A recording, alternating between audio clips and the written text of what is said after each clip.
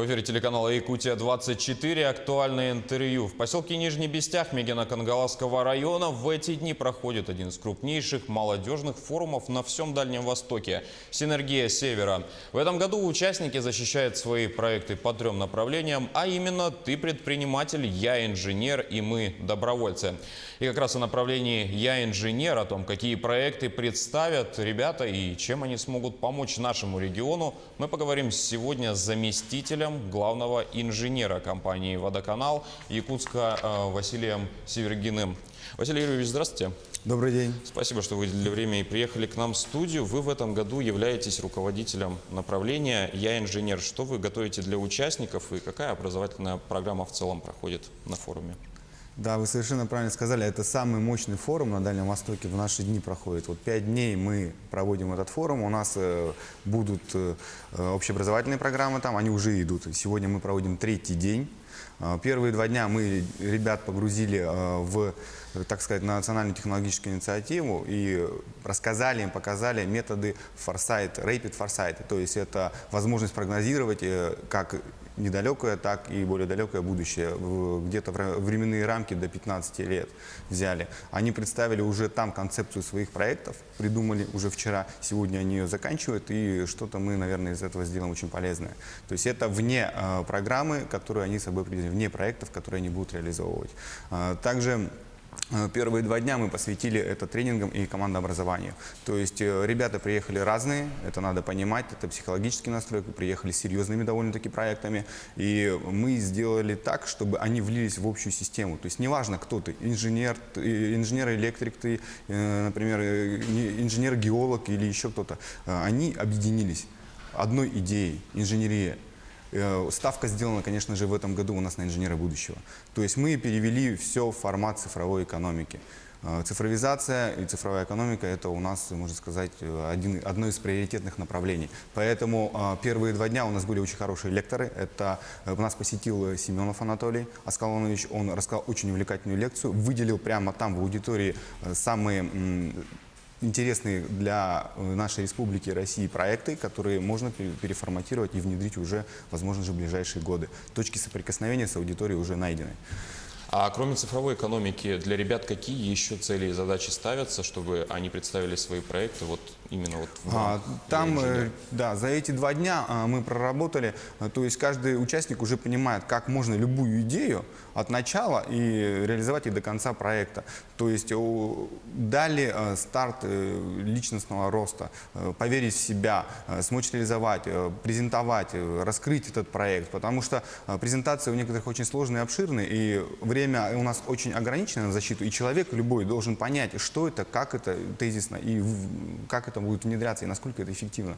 То есть мы сделали такой вот мастер-класс сейчас проводим. То есть у нас уже вчера был конвейер проектов, на котором ребята рассказали нам уже более детально, расширенно, что они будут представлять, а мы им показываем, как это нужно преподнести, как это нужно представить, потому что у нас будет работать экспертный совет, научно-экспертный совет, который очень серьезные требования предъявляет к защите проектов. Экспертный совет, как нам известно, еще по сети вошли, точнее, представители других регионов. А среди участников есть ли у нас гости из Центральной России или из Сибири?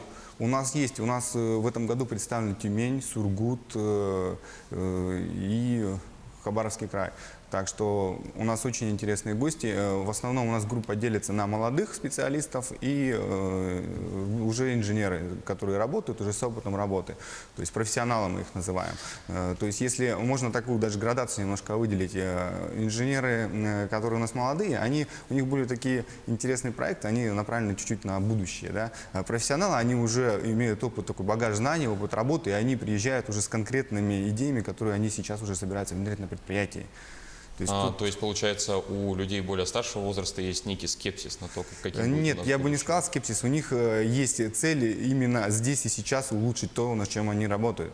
То есть, если молодой специалист, он только-только вливается в компанию, да, и он видит как бы будущее более широко, я бы сказал, да, и за грани там 50 лет, то ребята, которые уже работают, они немножко от этого отходят и пытаются сделать это здесь сейчас. Вот в чем наш форум им и помогает. Мы хотим расширить их мировоззрение. То есть мы им показываем, что нужно уже сейчас проектировать не здесь и сейчас, а на 10, 15, 20 лет вперед. А говоря о промышленных городах Якутии, оттуда как ребята приезжают и себя проявляют на форуме у нас? Более 13 человек у нас, да, даже 14 человек, и представлены это промышленные районы. Это Айхал, Мирный, Удачный, Сургут-Нефтегаз, это Сургут, сам Тюмень.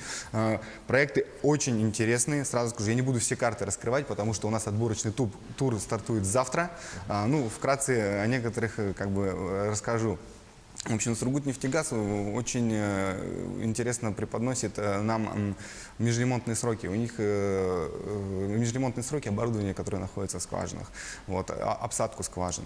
Ребята из Нерингри, они предлагают уже сейчас внедрять, ну, это практика очень известная, ЧПУ, так сказать, числовое программирование станков. То есть уже на это. И есть проекты очень интересные, направленные на импортозамещение. Это, то есть, например, есть установки, да, шнековые установки, которые подводные. Да, они, импортные аналоги, они стоят очень дорого, там 3 и более миллиона рублей. Ребята уже сейчас у нас в студии, там, в Бестяхе уже собирают эту установку, она буквально стоимость там не превышает миллиона рублей. То есть, соответственно, и услуги этой установки будут намного дешевле. То есть это наш продукт, это собран собственными руками, и он уже может работать. То есть можно ли сказать, что эти проекты реально претворить в жизнь и использовать как у нас в регионе, так и, допустим, в других уголках России? Мы для этого на форуме собрались. Мы любой проект притворяем в реальную жизнь. Только периоды этого внедрения могут немножко затянуться. Поэтому мы используем сейчас Rapid Foresight. Показываем людям, что нет ничего невозможного. Это можно все внедрить, но может быть через 5 лет, может быть через 7 лет. То есть показываем, как его реализовать поэтапно. Потому что есть, конечно, сложные проекты. Очень понравился и интересен проект, это BIM-технологии. То есть это 3D-моделирование, проектирование, то есть именно в условиях Крайнего Севера. И я думаю, оно будет осуществлено у нас здесь, оно будет уже скоро работать. То есть это снижает и стоимость затрат на проектирование, и можно уже понимать здесь и сейчас, как это будет выглядеть, и с какими подводными камнями мы при введении там, того или иного инженерного оборудования или конструкции зданий столкнемся. А вот в настоящее время компания «Водоканал» как раз реализует проект водозабора. Есть ли такая возможность, что ребята, проекты, которые, точнее, ребята представили на этом форуме, возможно, помогут в строительстве и проектировании каких-то частей этого водозабора, и, возможно, ребят, может быть, заметят и к себе привлекут на работу? Ну, вы прямо бьете в точку. Ну, во-первых, водозабор-то, в принципе, он уже у нас построен, да, до конца. У нас уже старт будет в этом месяце, я так думаю. И вода польется чистая. Но здесь вопрос другой. Я вот как руководитель направления, как специалист, руководящий звена водоканала, вижу это намного шире. Водозабором это не должно ограничиваться. То есть мы однозначно, и глава республики Арсений Сергеевич как бы на политику держит такую, на цифровизацию. Я вижу умный город в составе умных предприятий. То есть я считаю, что наши предприятия и совершенно и другие, мы должны влиться, мы должны стать умным водоканалом, доступным водоканалом. То есть и эти проекты у меня уже есть, я их уже озвучивал и в Министерстве ЖКХ давал предложения, и там довольно-таки они заинтересовали людей, наше руководство мое. Я думаю, что мы в скором времени это внедрим. Мы будем проводить цифровизацию водоканала. А говоря в целом о форуме, как вы можете оценить его уровень и уровень подготовки как организаторов, так и ребят, и есть ли еще куда расти, и какие перспективы развития имеются? Расти есть однозначно, профессионализм только с каждым годом растет. Я как бы первый год руководитель этого направления, но я мониторил, смотрел наработки ребят. У нас некоторые ребята приходят дважды уже. То есть это не то, что они проигравшие, есть, которые выиграли. Например, там у нас есть Дарья Васильева, да, она в прошлом году была одним из победителей грантов на сульфатостойкий Портланд-цемент. То есть это работа и технологии. Сейчас она пришла уже с легким бетоном. Она хочет взять в этом году Олимп, но конкуренция возросла. Не так-то будет все это просто сделать. Вот. Профессионализм ребят зашкаливает, честно вам скажу. Когда я приехал, я думал, там соберутся ребята, которым что-то надо рассказывать, что-то надо объяснять, как учитель в школе, да. Но я тут даже не в качестве преподавателя выступаю. Тут даже можно почерпнуть для себя много интересного, потому что разнообразное направление. Мы инженеры, свобода мысли у нас присутствует. Как в любом деле встречаются так или иначе все равно проблемы, каким бы оно, так скажем, беззаботным и безмятежным не было. С какими проблемами вы столкнулись как при организации самого форума, так и, допустим, при проведении его? Ну, я бы не сказал, что это у нас какие-то проблемы были. Скорее всего, у нас проблема в том, что 5 дней для нас это уже мало. То есть нам более расширенно, наверное, надо к этому подходить. 5 дней все-таки это мало. Столько много идей, столько много проектов. На каждый проект, чтобы его разобрать, рассмотреть, конечно же, уходит много времени. Потому что все очень интересно. И каждый проект мы можем, вот присматриваясь, да, вот в разрезе, да, каждый проект мы можем, я смотрю, что внедрить даже вот в наши регионы. У нас есть проекты даже Дальневосточный гектар. Если ребята предлагают с ЕГСХ, они предлагают автоматизированные теплицы. То есть цена, качество и комфорт просто зашкаливает. То есть это все применимо, все реально. Вы сказали о том, что в будущем видите расширение форума. А как вы считаете, в какую сторону его нужно расширять? Может быть, как-то добавлять новые площадки для обсуждения? Может быть, привлекать новых специалистов? Или как вы это себе представляете? Да, конечно же, если мы будем это все, конечно, реализовывать, то экспертов нам точно понадобится побольше, потому что и форум расширится, и участников будет больше. А в целом, каких результатов вы все-таки ожидаете от участников форума? Я вижу не только, вот как, знаете, вот, как руководитель соотношения, что, вот, например, вот из там, 50 участников 50 проектов должны быть реализованы. Нет, совершенно не так.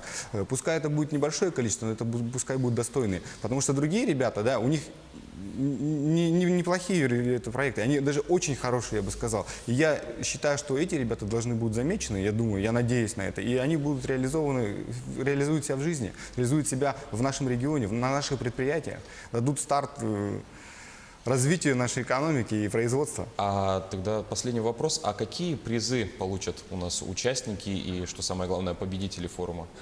Призы. Очень хороший вопрос. У нас будут разыгрываться буквально, не разыгрываться, как разыгрываться слово такое, у нас будут рассматриваться заявки, да, с 3 направлений. По нашему направлению будут гранты до 300 тысяч, по 100 тысяч. То есть это уже мы будем завтра рассматривать. Также завтра у нас пройдет второй отборочный этап дальневосточного конкурса «Я инженер», куда мы отберем лучших претендентов. Это буквально где-то 6-7 проектов на третий этап. Приз третьего этапа, сами вы знаете, наверное, смотрите наш хэштеги «Я инженер 14», это автомобиль. Василий Юрьевич, спасибо за беседу. А я напомню, что у нас в гостях был Василий Севергин, заместитель главного инженера компании «Водоканал» города Якутска. Поговорили мы на тему проходящего сейчас в поселке Нижний Бестях форума «Синергия Севера». Вы смотрели актуальное интервью. В студии работал Василий Радченко. Оставайтесь на Якутия 24.